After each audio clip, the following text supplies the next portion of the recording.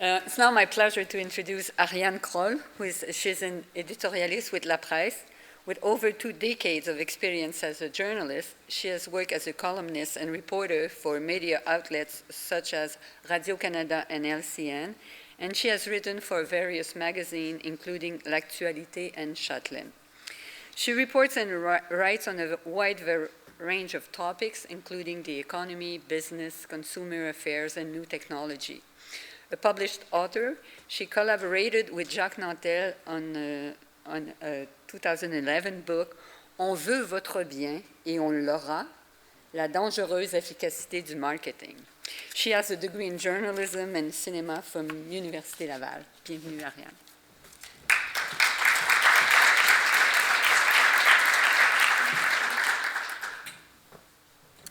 Merci beaucoup. Il y a un économiste anglais que j'aime bien qui s'appelle Tim Harford. C'est un formidable vulgarisateur.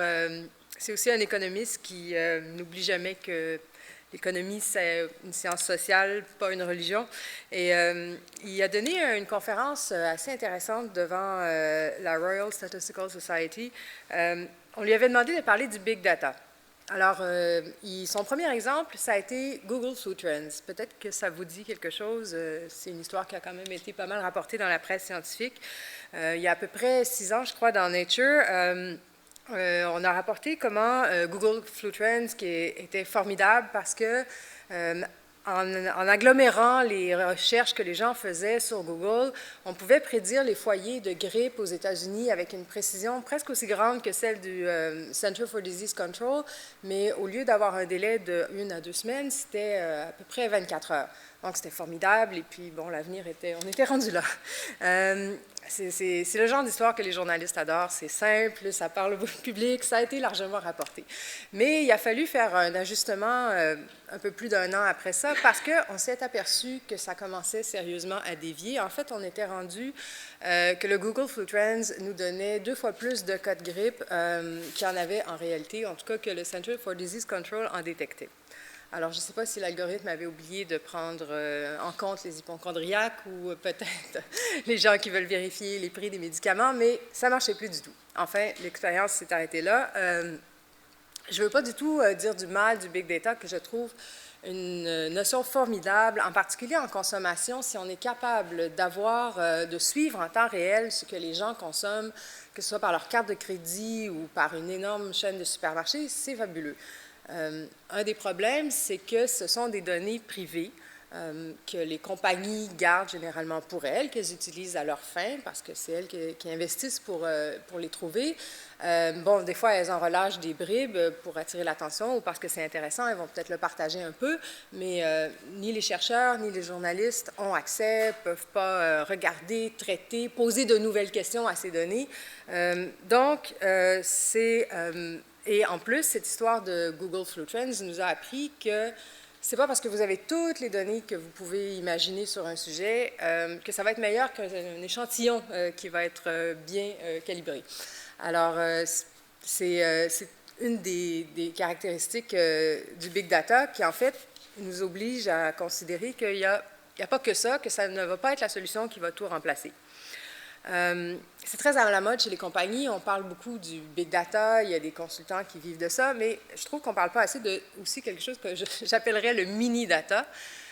Personnellement, dans mon travail, il ne se passe pas une journée sans que je reçoive un communiqué de presse d'une compagnie qui veut attirer l'attention sur un fabuleux sondage qu'elle a commandé. Et donc là, il y a quelques éléments qui ressortent sur, bon, souvent je vais remarquer ceux sur la consommation. Il n'y a pas à dire sur la méthode, généralement, c'est fait par des maisons de sondage sérieuses et je pense que c'est bien fait, c'est respectueux des normes, mais en fait, c'est assez pointu. Par exemple, moi, quelques jours avant Noël, ça m'arrange un peu que des banques aient demandé aux gens qu'est-ce que vous pensez, combien vous pensez dépenser pour vos cadeaux de Noël, est-ce que ça va être plus, moins que l'an dernier, allez-vous vous endetter? À quelques jours de Noël, je vous avouerai qu'on n'a pas des masses de sujets, puis c'est le genre de sujet que les gens ont envie de lire, alors moi, je trouve ça intéressant de reprendre ça, puis d'intégrer ça avec d'autres données, puis d'en parler. D'autant que les données sur les ventes au détail de Statistique Canada ne sont pas sorties au mois de décembre. D'ailleurs, le mois de décembre n'est pas terminé.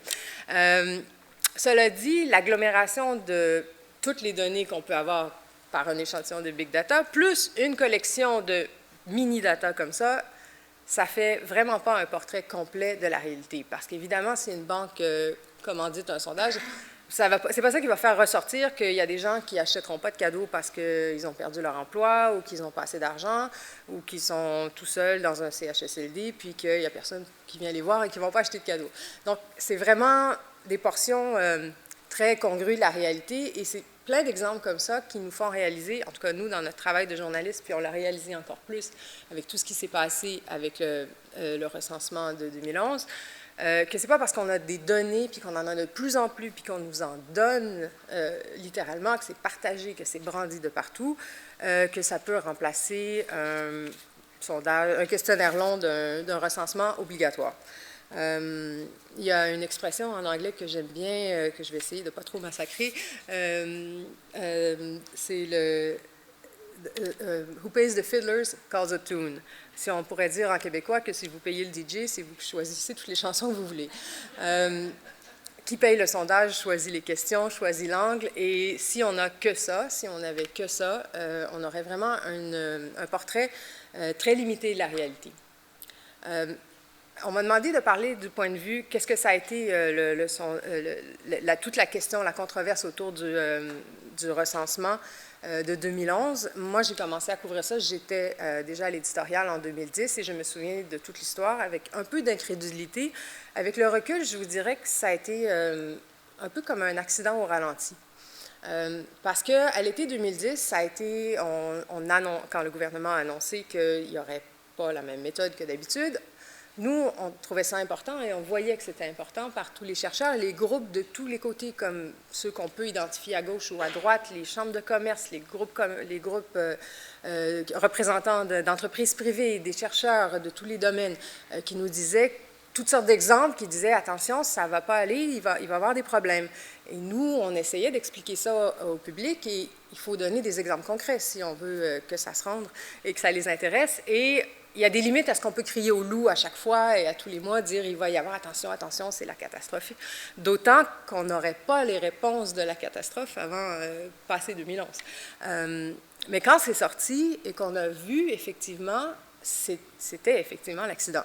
Le taux de réponse qui est passé au-dessus de 93 % à moins de 70 % et surtout, comme les panélistes avant moi l'ont démontré assez bien avec plein d'exemples concrets, on s'est aperçu que de ce portrait de famille qu'on tire une fois aux 5 ans, il y avait des gens qui avaient été complètement effacés. Il y a des Autochtones qui avaient disparu, il y a des villages qui avaient disparu pour certains aspects. Sous certains angles précis, par exemple, le revenu, on avait perdu les jeunes, les personnes âgées, les femmes seules. On avait aussi, sous certaines questions, perdu les femmes, les mères monoparentales. D'un point de vue très éloigné en dehors de la statistique, socialement, c'est un peu inquiétant. C'est vraiment dérangeant comme perspective. Alors, et je tiens aussi, vous avez parlé de l'Institut de la statistique du Québec. L'Institut de la statistique du Québec a fait un document que j'ai trouvé assez formidable, qui nous a beaucoup aidés, nous les journalistes, parce qu'ils ont demandé un peu au ministère, à pas mal de ministères, à des organismes, à des municipalités, à des représentants des municipalités, dites-nous qu'est-ce qui vous manque une fois qu'on a eu les données du recensement de 2011? Et là, il y avait un inventaire assez concret de toutes sortes d'exemples qui nous permettait d'expliquer aux gens qu'est-ce que c'était, qu'est-ce que ça faisait comme différence. Parce que je pense qu'ici, tout le monde comprend ça. Même à la limite, on aurait pu faire l'économie d'expliquer pourquoi c'est un problème. Mais pour le transmettre au public, c'était un peu plus difficile, mais c'était un défi qu'on trouvait important et je suis vraiment loin d'être la seule. Je crois que tous les médias ont plusieurs journalistes qui ont écrit pour essayer de faire comprendre au public que c'était important. Puis je pense qu'à cause de ça, on va probablement parler plus du nouveau recensement qu'on l'a fait peut-être dans le passé quand cet exercice-là arrivait.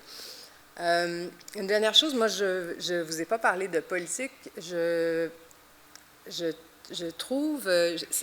suis encore stupéfaite à ce jour que quelque chose comme le questionnaire long du recensement et l'obligation du recensement ait fait les manchettes, la controverse, des chroniques, des débats.